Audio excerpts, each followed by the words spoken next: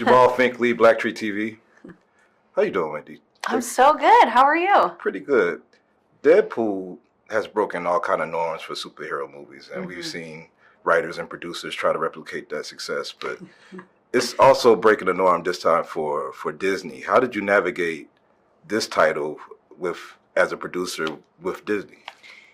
Truthfully, it was pretty easy because as soon as, Disney and Marvel committed to making this movie, everyone was fully on board with making an authentic Deadpool movie. And I think the truth is, as long as Ryan Reynolds is involved and, is the caretaker of this franchise and the DNA and North Star of this franchise, nobody ever has to worry that it's not going to be, an authentic Deadpool film. Yeah. In the film, Wade goes on a job interview. And, of course, your job security with San Andreas, Skyscraper, She-Hulk, I mean, your job security is cool. But Thank you. I hope so. If you was on a job interview and they said, what's your definition of hard work? How would you answer that? God, that's a really good question. I think the truth is something that was really inspirational from Sean and Ryan and Hugh is like the level of commitment that everyone has to this film when they're working on it. You are never settling. You are always going to keep going for more bites at the apple until you get kind of the level of excellence that it deserves. And I think my definition of hard work is just being all in on something and totally and wholly committed. You're also breaking the norm for producers. I mean, of course, we've had Kathleen Kennedy and Dee Dee Gardner, Ava DuVernay.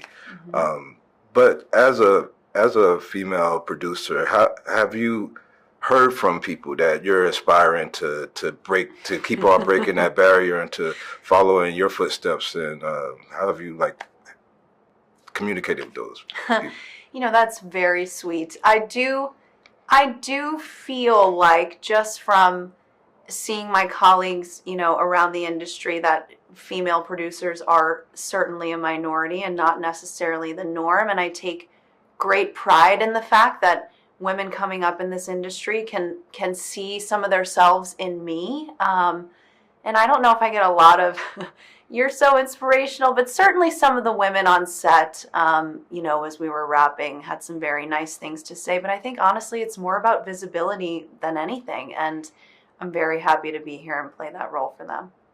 How did this dream start for you? Working at Marvel or just being a producer in general? Just making movies. The dream of just being able to do that.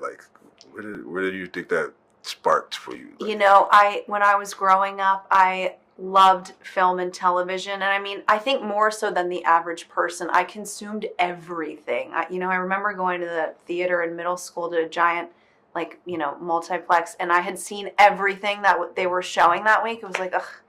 So I knew I kind of always wanted to work in the industry. I didn't really know what that meant. I have an uncle, Danny Jacobson, who created a lot of television in the 90s. In fact, one of the shows he showran was a show called Two Guys, a Girl, and a Pizza Place, which Ryan will tell you was his first big break.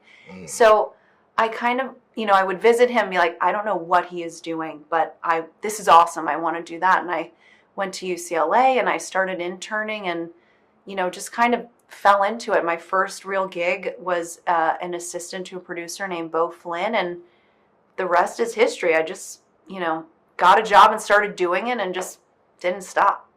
Well, you're awesome. I'm glad to see you. Thank you so much. Can't wait to see all of the great things that you could produce. And you're going to break the box office with this one. So thank you. I just hope people like it more than anything. I hope they love it as much as I do. I loved it. I mean, I was all in. Thank you so much. It's really nice to meet you. Nice to meet you, too.